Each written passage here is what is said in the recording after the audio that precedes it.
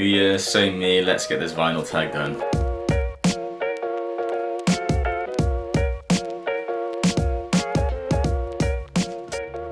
So Rob Walker has kindly put together another vinyl tag for the VC, and I've written down my list here, and I'm going to go through what my picks are for the 20 questions this year.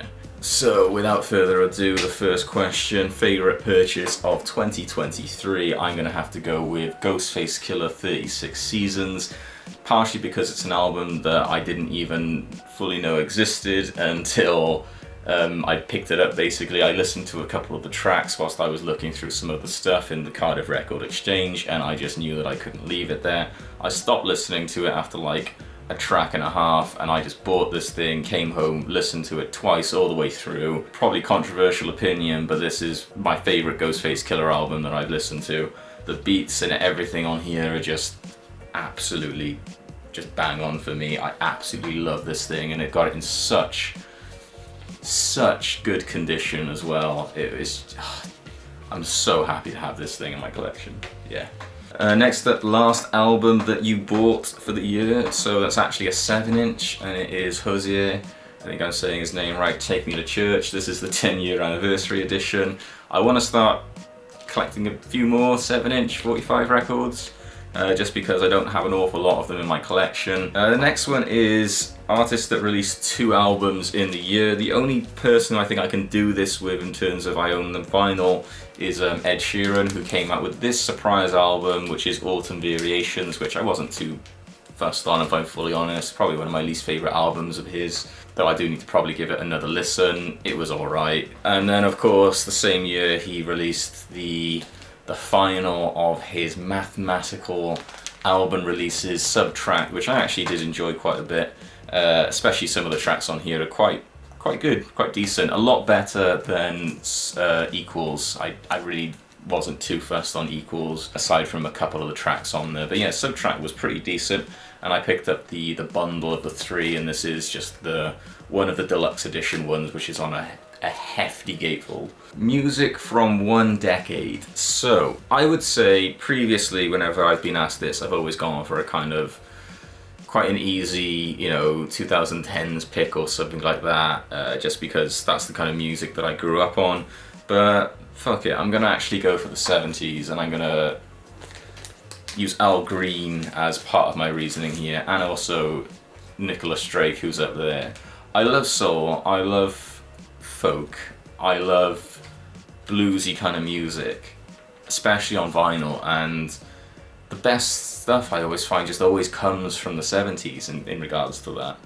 So yeah, I'm going to go with the 70s for that one actually. So the next one is Manchester artist. Of course it is, because Rob Walker is he's from near Manchester.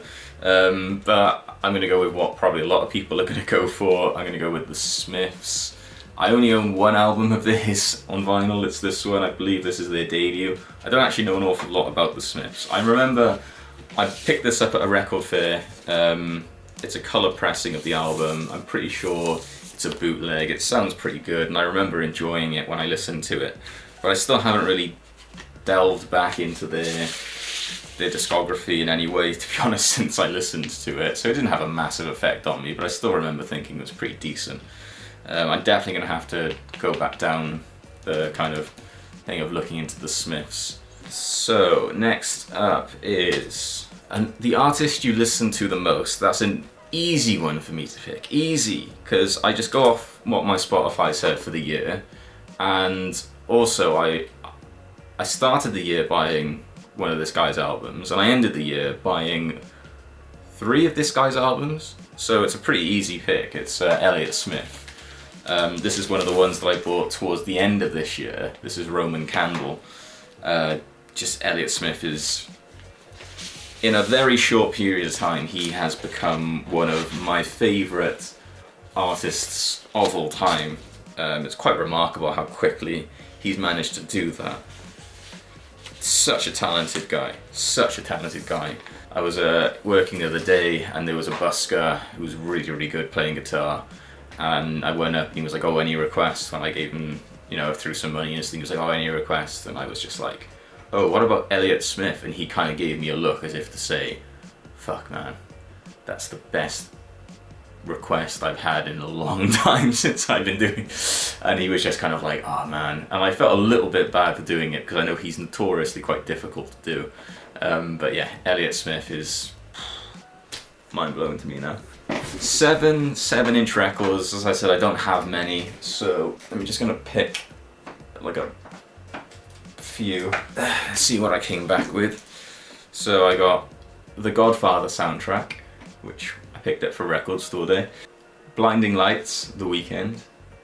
Pretty cool little one. This is a good one. Bulls on Parade, Denzel Curry. This is rapper Denzel Curry, but he's kind of going metal on this. And I don't normally listen to metal, but freaking hell, that's good. So that's that 3 so far. Dry the River. I absolutely love Dry the River. I need to get more. I want to get the collection of this stuff. And look, it's a gatefold 7-inch. I've never seen that other than this one. It's crazy. Once Upon a Time in the West, Ennio Morricone. I mean, this is my favourite film of all time, so when I saw this, it was an easy grab. I've already showed Hosier as well, so I'm going to have that as one of my 7. So how many was that? 1, 2, 3, 4, 5, 6. So I need one more. Windmills of My Mind, Noel Harrison. Again, it's just such a freaking timeless song to me. I don't really know how else to describe it. 4 artists to go to dinner with. That's such a freaking tricky one. I'm just gonna have to do it. I mean, I'm gonna go super depressing, I suppose, with it and pick like a bunch of like tragic kind of people. Just, I don't know, just so I could say that I've had the experience of meeting them, even though I had no idea what would freaking happen in the conversation. So I'll go with Nick Drake, I'll go with Elliott Smith, and then I'll go with Jeff Buckley, and yeah, I mean, I'll go with Kurt Cobain. That's the most tragic, dinner party I think ever there. But that's what I'll go for. We lost them in 2023. So when I searched out people who passed in 2023, I was looking through a list and this person came up who I had no idea who they were, but when I started looking at their work, I was like, shit, this person's been involved in like so many albums and tracks that I, really, really enjoy. It's not Eminem. It is the producer of my favourite song on this album, the Marshall Mathers LP, Stan. The 45 King sadly passed away in, I believe it was October of this year. Stan is it's just such a incredible song. I think he also worked with Jay-Z as well, Queen Latifah. So yeah, I'm gonna go with the 45 King, who did my favourite track off of this album, Stan. If you could only listen to music from one country, what would you pick? Is it America or is it the UK? Because whenever I think of which, I think, oh no, it's definitely got to be that one because of this artist, and then I think, oh, but then I wouldn't get this artist. I'm gonna have to go with America. America just wins it by a landslide in terms of hip-hop artists, and I don't know if I'm going to be able to count MF Doom as British or American. It's the only thing. I'm going to pick America and I'm going to argue MF Doom is American. I am arguing that point. I am keeping MF Doom if I am picking America. But yeah, and then also obviously we got soul and funk, and I have to pick America. Though it would pain me to lose so many great British artists. 3 channels you discovered in the VC. One of them is a very recent channel that I found called Racer Records. Brilliant little channel, just started out. Dude did a record room, like a music room tour video recently. Oh my god, I was so envious. The dude's setup is amazing. So much signed, like he had like a freaking signed guitar. He had hand-drawn posters of the Beatles in his room that like his daughter or something had done. His light setup was brilliant. He had like freaking music themed pinball machines. I was like, Jesus, this is like such a good video. Brilliant. And I've talked to him a little bit as well, and he seems like an absolutely lovely guy. So yeah, I'm definitely gonna go for Racer Records. Oh, I'm gonna go for Harrison Pilton, who I discovered recently. I think he did a video how I found his channel was he did a video defending British vloggers or something like that. And when I watched it, I just found it, he's just a freaking hilarious guy. He reminds me, I don't know if he's going to take this in a bad way or not, but he kind of reminds me of like a vinyl version of Super Hans from the Peep Show, just the way he talks. His accent alone just brings me joy, and he's got a brilliant channel. Steve Carlson Vinyl Community. Steve, I mean, most people I reckon who are going to be watching this video are probably already going to know about Steve. He's such a nice guy. I remember, I can't remember how I was chatting to him. I think it might have been in the comment section, but I'm not too sure. But such a lovely guy, absolutely lovely. It might have even been over Facebook, I can't remember. But yeah, such a lovely guy. His channel's just brilliant. His content is superb. Yeah, Steve Carlson, that'll be my 3, I think. Record you bought when you were a teenager. So I started collecting records when I turned, I'm pretty sure it was when I was like 18, 19. I'm gonna go for a combo of things that I picked up when I first started collecting that kind of got me into collecting. And it is when I watched Straight Outta Compton and I saw, you know, Dr. Dre, The Chronic. I think I've also, at the time I bought the NWA Straight Outta Compton album. This is the Eazy-E. Basically they just re-released all these albums after Straight Outta Compton came out. And I'm so glad that they did, because I basically bought all of them. I bought freaking Snoop Dogg's album at the same time. I basically just went out and bought just an absolute ton of the albums that featured in that movie. Just everything about that movie, just kind of like, for me, the way it kind of displayed vinyl as just kind of being like, just the foundation, you know, the soul and funk music being the foundation of the early rise of hip hop. I just loved it, and it made me fall in love with vinyl. So yeah, I picked up these albums when I was a teenager. So yeah, I'm gonna go with these. I've already talked about funk and soul music, and the next one is like basically just show some funk and soul. So I'm gonna go with one that some people might not have listened to, because I got a lot of like, you know, mainstream funk and soul kind of stuff in my collection. This is a mainstream funk and soul artist, but maybe not this album. William Bell. What's the album even called? This Is Where I Live. Like, this is from, I think, 2016, I want to say. Yeah, 2016, so this is quite a, you know, a recent kind of album. It's so freaking good. I just can't get over, like, his voice in this is just spectacular. The Three of Me, oh my god, when I first heard Three of Me, I was blown away. Born Under a Bad Sign, so freaking good. All the Things You Can't Remember, oh my god. His voice just, there's just this, I don't even know how to describe it. There is literally just like something about his voice in this album when he's singing these where it almost sounds like he's about to just break at any moment. It's so good. I love it. I absolutely love this thing. Just took a bit of a break there to put all these records back as it was starting to get a bit messy. But the next one then was a record that everyone has, and then a record no one has, or basically like a record that is very scarce or limited. And I don't care, I know this was your one, but I was also thinking at the moment you said it, it's Fleetwood Mac Rumours. I don't even remember how how this thing came into my collection. I do like it, it's a great album and everything, but I have no idea how I bought this thing. I'm pretty sure you just buy a turntable or record player, and then eventually one of these will just materialize into your collection. I'm pretty sure that's how it works, because I don't remember how I got this thing. And everybody always has it. It doesn't matter, I can go over anybody's house, no matter what taste of music they're into, and they'll have a copy of Fleetwood Mac Rumours. So yeah, it is definitely Fleetwood Mac Rumours. One that I think nobody has, I've never seen another one of these before. I've not even opened this. It's Too Dumb for Suicide, Tim Heidecker's Trump songs. And it's basically, I think, just the whole album taking the piss out of Donald Trump. And it had a beautiful cover. I mean, that cover alone, I was just kind of like, oh, this looks like a good album.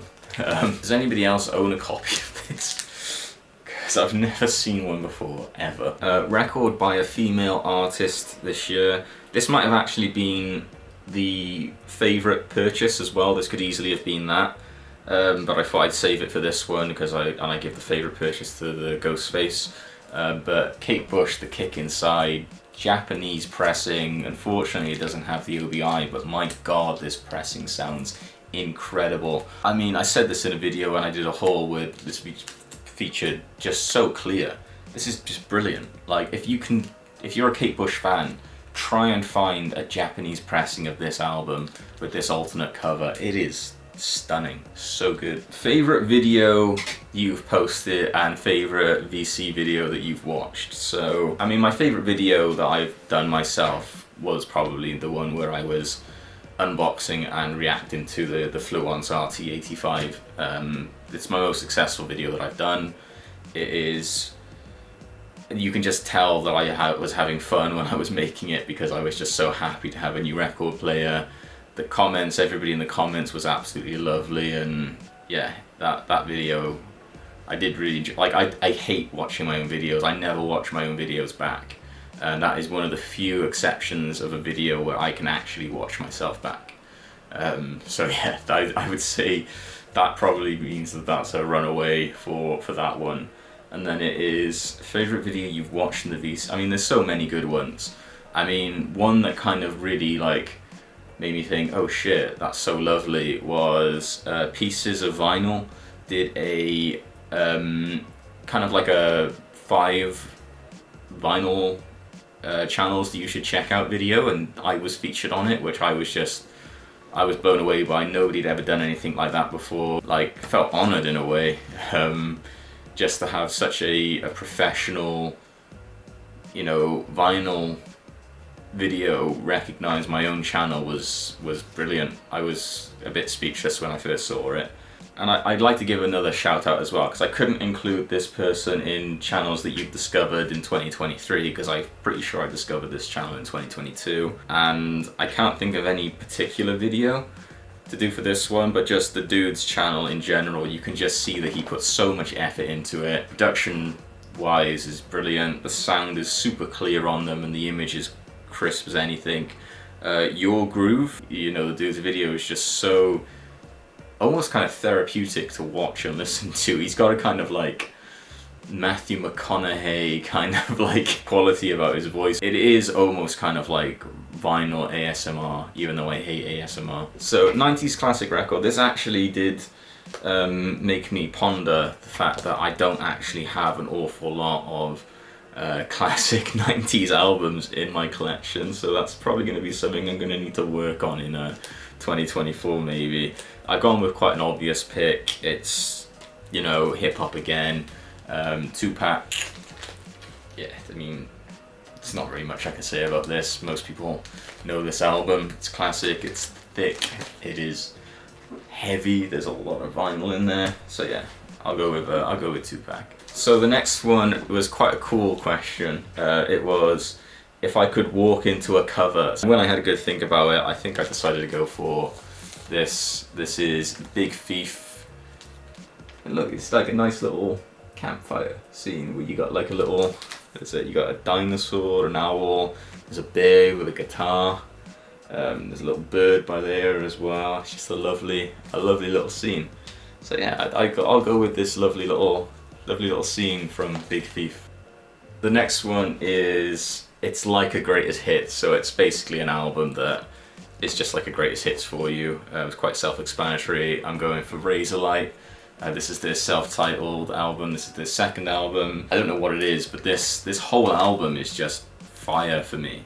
Like, I don't think there's a single song on this album that I do not like. It is literally, it just plays to me like a greatest hits album. They've put out like 3-4 albums, I think, and I think all bar one of their like best songs have all been on this one. Yeah, so yeah, I'm going with Razorlight. And then the last one, released in 1974, so basically an album that's going to be turning 50 this year. I have gone for Leonard Cohen, New Skin for the Old Ceremony. I picked this up this year. It has got a brilliant track on it that I love, Chelsea Hotel 2. It's got a very interesting looking cover.